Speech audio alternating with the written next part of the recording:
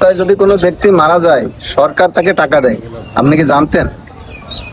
জানে না বলে এই সরকারের ফান্ডে কোটি কোটি টাকা পড়ে আছে, কেউ নেয়ার লোক নেই। যদি কোনো ব্যক্তি সড়ক দুর্ঘটনার কারণে মৃত্যুবরণ করে, সরকার তাকে 5 লক্ষ টাকা দেয়। কেউ গুরুতরভাবে জখম হয়ে থাকলে তাকে 3 লক্ষ টাকা দেয়, আর সাধারণভাবে জখম হয়ে থাকলে তাকে 1 লক্ষ টাকা পর্যন্ত দেয়। আসল সমস্যা হলো কোথা থেকে এই টাকাটা নেবেন, কোথায় আবেদন করবেন এবং আবেদন করতে কি কি কাগজ লাগে, এই বিষয়টি আমরা জানি না। প্রত্যেকটা জেলায় একটি বিআরটি অফিস আছে, অফিসে যাবেন, ফর্ম 32 ফর্মটি নেবেন অথবা ওয়েবসাইট থেকে ডাউনলোড করে পূরণ করে জমা দিবেন। কাগজপত্র যদি কোনো জিডি করে থাকেন অথবা মামলা করে থাকেন এই দুর্ঘটনার বিষয়ে, সেই কাগজ লাগবে।